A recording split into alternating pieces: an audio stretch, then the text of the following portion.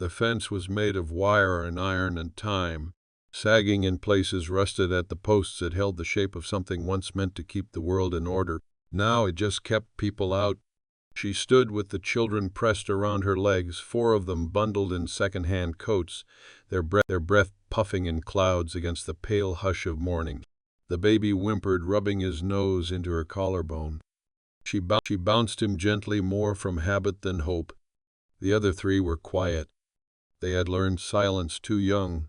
It was cold enough that the frost still clung to the tall grass along the bar ditch, the blades white-edged like knives. The sky had gone flat and colorless above them, the kind of sky that gave no sign of time, only the promise of another long day.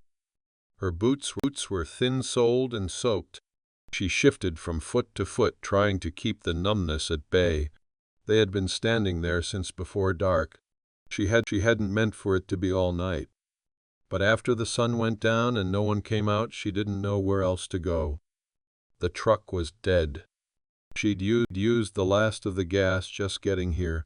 She could have walked them back into town, maybe tried the shelter again. But the memory of that last night, the stale heat, the coughing, her oldest boy trembling awake at every creak, rose like bile. So she waited. At the gate. The ranch sat back half a mile from the road, its outline dim and still in the morning fog. She could see the barn roof, the side of a low house, dark windows. A windmill creaked slow somewhere out in the pasture. A dog barked once deep and far off, and then nothing. She hadn't seen him in over 7 years. Didn't even know if he still lived out here. She only knew the name on the county records hadn't changed, and she knew there was no one else left to call. The baby cried again, louder this time. She turned slightly and lifted her coat over his face. Her body ached from the weight of him, from holding so much for so long. The gate stayed shut. Her daughter, the second oldest, began to cry silently, wiping her eyes with a mitten and staring at the fence like it might dissolve if she stared hard enough. The boys didn't cry. They stood like little stones, their faces drawn tight, watching the house. A bird burst up from the fence line, quail or grouse, and flitted low across the pasture. The flap of its wings startled the girl, and she turned into her mother's side. Then the sound of a door, a slow creak, a screen slapping once, the sound of boots on dirt. She turned her head and saw him. He looked older, heavier. Same hat, same long coat. His face, even in the distance, was set like stone. He moved slow, not from caution, but from something heavier than that. He paused by the gate. The dog came behind him, tail low, nose to the ground. They didn't speak. He stood there staring at her, at the children, at the baby in her arms. Something passed between them, years lost blame. Maybe nothing. The oldest boy took a step forward. She touched his shoulder. The man looked down, rubbed his mouth. He looked like he might turn back. Then he opened the gate. It didn't squeal like she remembered, just a soft creak like an old man standing up from a chair. He stepped aside. She hesitated.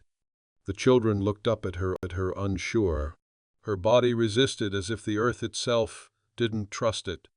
But then the baby whimpered again, and the cold surged through her bones, and she walked forward, past the gate, into the unknown. He did not offer to help. She did not ask. As they passed him, her oldest boy glanced up. The man looked down and gave the barest nod. They kept walking. The house looked no warmer up close. The yard was bare dirt patched with brittle grass. A single swing hung from an old cottonwood tree, turning gently in the wind. He followed them up the path, saying nothing. She waited at the porch until he came up behind them and unlocked the door. Inside it smelled of dust and old firewood. She stepped in, blinking against the dim. He pointed to a room down the hall. "You can take that one." His voice was rough, unused. She nodded. Her mouth was too dry to speak. The children filed past wide-eyed and quiet. He watched them go, then turned and walked back out the door. The room was small and square, with a narrow bed pushed up against the wall and a dresser missing one handle. There was a window, though, and it looked out toward the fence line where they had stood. That mattered more than she could say. She laid the baby down first, stripped off his damp coat, and wrapped him in the blanket from the bed. His fingers curled against his cheek, soothed by the warmth. The others stood nearby, eyes flicking from the peeling wallpaper to the sagging curtain rod to the floorboards which groaned beneath their feet. They didn't ask questions. They were long past questions. "You'll sleep here," she said softly, smoothing a hand over the girl's hair. "It's safe now." They all looked at her. Just looked, like they weren't sure what safe meant anymore. She crouched to unlace boots, unwrap scarves, rub small cold fingers between her own. When she looked down at her hands, they were trembling. Her shoulders burned from holding everything in, but there was no place to let it out. Not yet. Later, when the children were all asleep and the one bed curled tight as roots, she stepped out into the hallway. Her legs ached with every step, but she moved slow and quiet, following the smell of coffee and wood smoke. He was in the kitchen, sitting at the table with one boot off, rubbing the side of his foot like it hurt him. A pot of coffee sat black and half-burned on the stove. The light overhead buzzed. His hat was on the counter, his hair thinner than she remembered. He looked up, not surprised. "I figured you'd come in here eventually," he said. "I didn't know where else to go." He nodded, picked up his mug. You eat?" She shook her head. He got up without another word, took a pan off a hook, and dropped 2 eggs in with the shells still clinging. They sizzled, spitting in the grease. She stood by the wall, arms crossed tight over her chest. "I wasn't sure you still lived here," she said after a while. "I do. I didn't come for a handout." He gave a dry laugh. "Don't flatter yourself. I know that." They fell quiet again. The wind pushed against the walls like it wanted in. He slid a plate toward her. Toast, eggs, a smear of old butter. She sat, not thanking him, not touching it at first. "Why'd you come now?" he asked finally. She chewed the inside of her cheek. "I ran out of road." That was true, and not the whole of it. She knew he wouldn't press. He nodded, looked down into his coffee. "Is the old barn still standing?" she asked after a minute. "Leans like hell, but yeah, I could clean it out if you're still keeping animals." "I'm not." She glanced up at him. He didn't look like someone who'd quit working. He looked like someone who'd been worked over by time. "You got any horses left?" "One," he said. "Too old to break, too proud to die." She smiled. It surprised her. He didn't. She touched the rim of her cup. "I can work. I don't need favors." "I didn't say you did." Silence again. The kind that settled thick between two people with too much past and not enough words to cover it. Then he said, "They look like good kids." She nodded. "They are." He didn't ask who their father was. She didn't tell. When she stood to take her plate to the sink, her knees wobbled. She hadn't eaten since the day before. He saw it and didn't say anything, just reached out and caught the plate before it tipped. She leaned against the counter, eyes closed. "You should sleep," he said. "We can talk in the morning. I can start clearing the yard tomorrow." He didn't answer that, just moved back to his chair as if the conversation had already ended. She watched him for a moment, that broad, tired back, the way his shoulders never relaxed. He hadn't forgiven her. That was clear. But he'd opened the gate. That was something. She turned down the hall, every step like a question. Behind her, the wind kept pushing. The door held.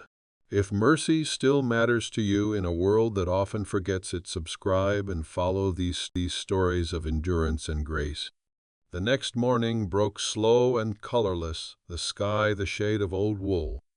Frost clung to the ground like it didn't trust the sun to return. Inside the house it was quiet except for the tick of the stovepipe and the steady breath of sleeping children. She was up before any of them, pulling on the same clothes from yesterday, brushing her teeth with baking soda she found in the cabinet. Her face in the mirror looked older than she remembered, drawn hollow-eyed with a streak of gray she didn't recall earning. But there was a steadiness behind her eyes that hadn't been there years ago. Something had hardened and held. She stepped out into the yard with a borrowed coat over her shoulders. The air slapped her cheeks raw. Out past the rusted fence the land stretched wide and unbothered, the grass brown and dry, the trees skeletal. It looked like a place that had seen things and forgotten them. The barn leaned like an old man with one bad leg. She opened the doors and let in the light. Dust danced in the cold shafts, the kind of dust that held memory. Cobwebs clung to beams. A few broken tools leaned against the far wall. A pile of rotting hay gave off a sweet, sour smell. She rolled up her sleeves. By the time he came outside, she had cleared the doorway and part of the floor, swept back the years with a stiff broom she found in the corner. He stood at the threshold, mug in hand, watching. "You're up early," he said. She didn't stop working. "Didn't come here to sleep in." He nodded once, then stepped back. She heard the screen door creak and slam behind him. She found a rhythm to it, clearing, sorting, stacking boards, dragging out old wire. The work was clean in a way life rarely was. Every movement made the place a little less forgotten. By mid-morning the children came out. Her oldest, a boy of nearly 10, followed her instructions without complaint. The others played in the yard, quiet but freer than they'd been in days. She caught them laughing once, and the sound made her pause, hand still gripping a pitchfork, heart pulled somewhere between grief and hope. Later he came out again, this time with a toolbox. "You don't have to fix it," she said, watching him kneel by the barn door, hinge in hand. He didn't look up. "It's needed fixing for years." They worked side by side, not speaking much. She liked that about him. He let the silence stretch without trying to fill it. Some people talked just to hear their own voices. He never had. When she cut her hand on a strip of rusted wire, he noticed right away, fetched a tin of salve and wrapped it in clean gauze. "You always kept things like that," she said quietly, flexing her fingers. "Bad things happen to careless people." She looked at him. "You think I was careless?" He met her eyes. "I think you were desperate." That landed somewhere deep. She nodded once and didn't speak again for a long time. That evening, after supper, beans and biscuits and something like peace, the children fell asleep on a pallet in the front room. She sat on the porch steps with her hands wrapped around a chipped mug, listening to coyotes howl in the far hills. He came out and sat beside her, not too close. You stayed all day," he said. She nodded. "I plan to stay tomorrow, too." He leaned back, exhaled smoke from a rolled cigarette. The stars were beginning to appear, scattered like old promises across the sky. "This place is not easy," he said. "Land don't give anything for free." "I never wanted easy," she said. "Just wanted a place to stand." He was quiet for a while. "Then you might have found it." She looked out into the darkness where the fields met the trees, where the world started over. It was too soon for hope, but something in her chest flickered. He didn't touch her. She didn't expect him to. But when he stood and went inside, he left the door open behind him. She followed later, after the stars had fully taken the sky. The days followed like footsteps in deep snow, slow, deliberate, without promise of ease. Mornings were cold enough to crack the ground, and the wind never stopped moving across the flat land like it had somewhere better to be. But she worked. Every day. She scrubbed the floors until the wood showed through years of dirt.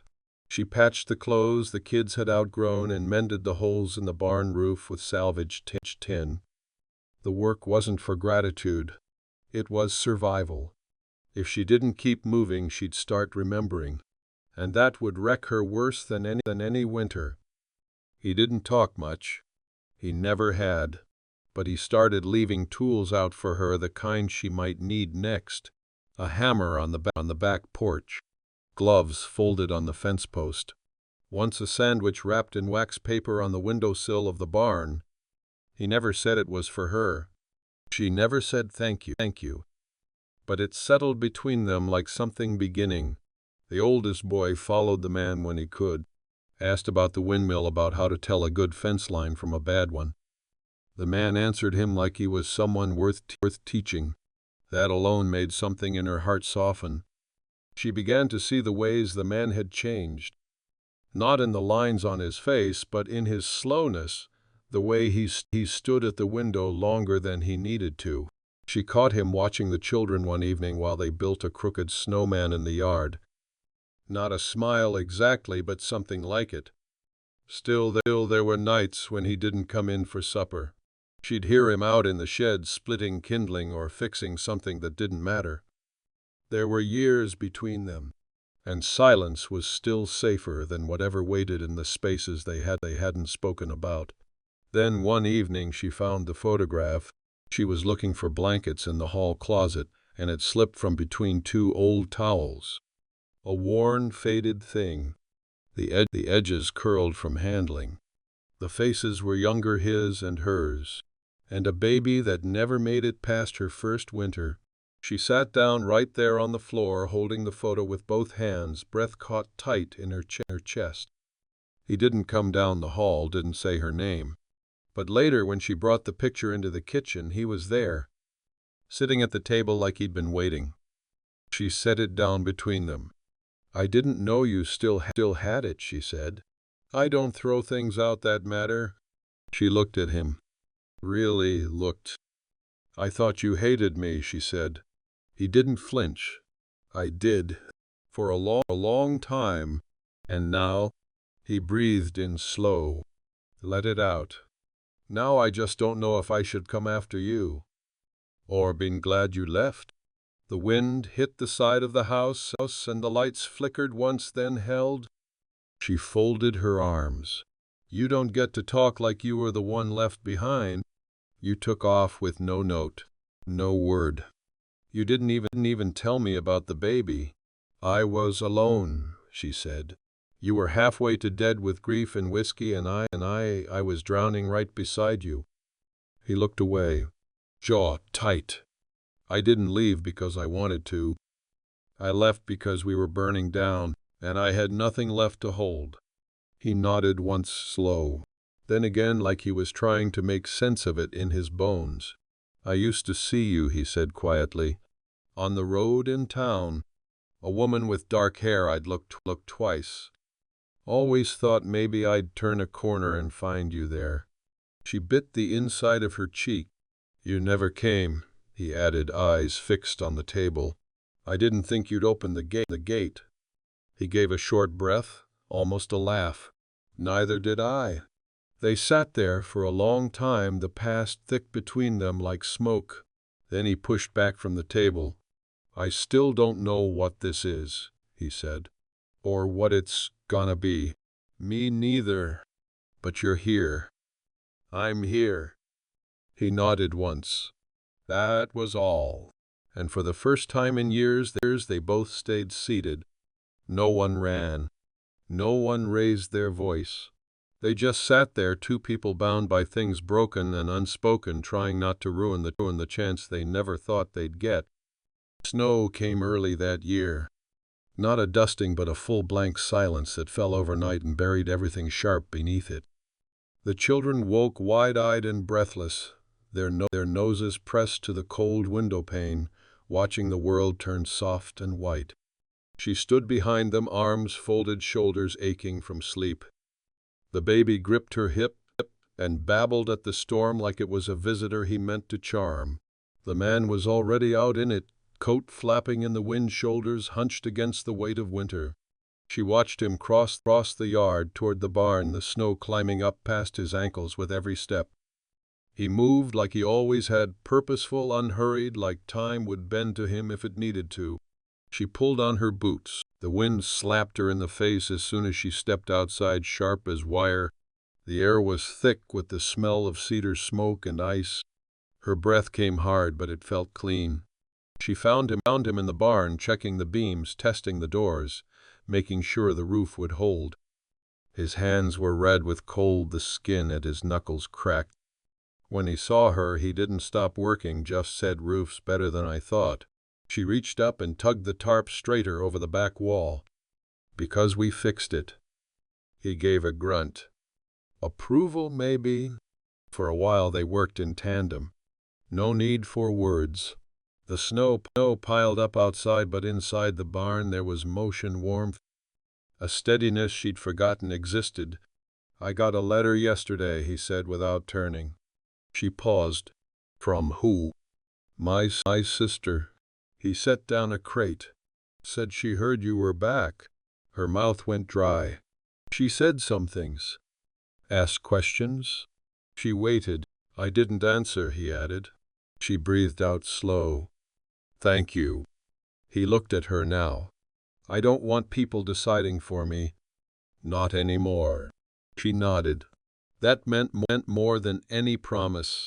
Still, the questions hung there. What would people say? What would they assume? Would the past ever stop knocking? Later they sat on the porch while the snow fell thick. The children had made lopsided angels in the drifts and were now inside, drying off rosy and loud for once. The land stretched white and still in every direction, like it was holding its breath. He held a tin cup between both hands, steam rising from the coffee. She sat beside him, a worn blanket pulled around her shoulders. "You ever think about leaving again?" he asked. She didn't look at him. "Every day. Still planning to."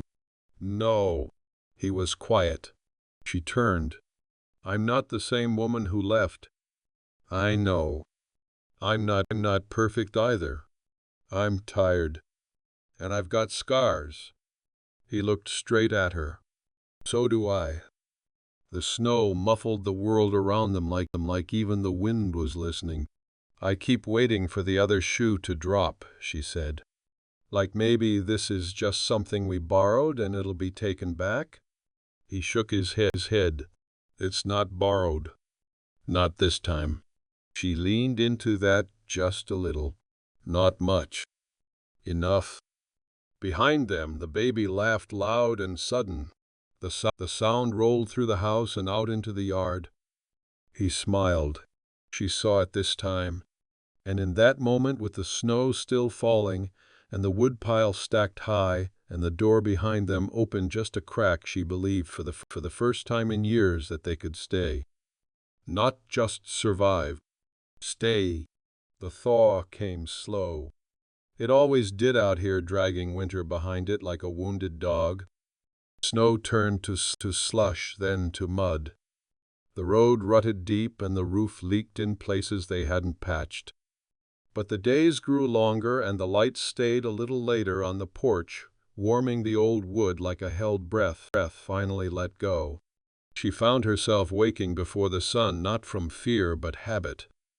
And sometimes in those first gray moments she'd hear him moving through the kitchen, boots on floorboards, kettle hissing low, and the sound filled something in her she didn't know was hollow. They fell into a rhythm. She cooked to fix the pump. She mended the clothes he taught the boy how to split kindling clean. The youngest learned to crawl. The others started to laugh without looking over their shoulders. And at night, with the windows open to the breeze, she could almost believe there was nothing to fear. Almost. But fear had long fingers. It came one afternoon wrapped in a familiar voice on a truck with a clean license plate. The woman stepped out like she owned the dirt beneath her boots. Pale lipstick, dark glasses, a lawyer's bag in one hand, thin papers in the other. He was out by the pasture with the boy. She stood on the porch blocking the door.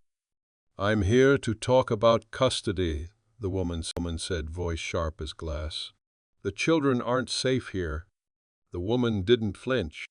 "Their father's mother filed a petition. She's been looking for them for months. Says you ran. Says you're unstable." She didn't blink. "That woman's never met them. She just wants a name on paper." The lawyer shrugged. "Doesn't matter. There's a court date." "When?" "10 days. Down in Alamosa." The papers were thrust toward her. She didn't take them. The man stepped up behind her, then silent, arms crossed. She didn't know how long he'd been there. "We'll be there," he said.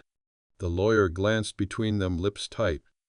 "Make sure you bring everything you've got. Proof of income. Stable address. Character witnesses." She turned and walked back to her truck. When the engine faded down the road, he said nothing. Just waited. She finally sat on the porch steps, hands in her lap. "I knew it would catch up," she said. He sat beside her. "We'll deal with it. They won't let me keep them. I don't have anything. No job. No papers that say I can be what I already am. You've got this place." She looked up at him. "That doesn't count." "It does now." He stood and went inside. When he came back, he had a manila envelope. Inside the deed to the ranch, a letter from the sheriff, a signed affidavit from the pastor who still ran cattle up the next ridge. "Put your name on this," he said. She stared at it. "You don't have to." "I do." Her hands trembled. "You're not just passing through," he said. "You're family now." Tears came sharp and silent. She wiped them with her sleeve. Later that night they talked through everything. What the court would ask, what she would say, what the truth was, and how to make them hear it. The children slept close, all in one room, the baby curled in the girl's arms like a small animal. Outside, the wind had calmed. She watched the man across the kitchen table. The same man she'd once left behind. The same man who had opened his gate and now his name. She reached across the table, took his hand. He didn't pull away. The courthouse was a squat brick building that smelled like floor wax and stale coffee. The kind of place where nobody smiled too wide and everything echoed. She held the baby tight against her chest while the older three walked in step beside her, dressed in borrowed clothes and stiff shoes that pinched. He was already inside. He had shaved, wore the black jacket he used for funerals and nothing else. His face was unreadable, but when he saw her, his eyes met hers and held steady. That was enough. The woman with the lipstick was there too, stacking her papers like they mattered more than anything breathing. The judge looked tired. His glasses kept slipping down his nose. He asked questions fast and formal. She answered the best she could. Her voice shook at first, then leveled. She told the truth. That she'd run because no one had protected them. That she'd stayed gone because it was safer. That she was here now not out of desperation but choice. The lawyer cut in often. Tried to turn every word into a weakness. Brought up the shelter stays, the lack of employment history, the fact that none of the children had seen a doctor in over a year. He stayed quiet until it was time. Then he stood, looked the judge in the eye.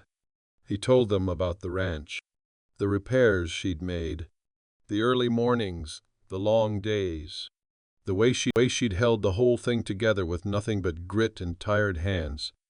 She didn't ask for help, he said. She earned it. The judge listened, took notes, looked over the papers with the slow care of a man who knew the weight they carried. And then he asked the question no one expected.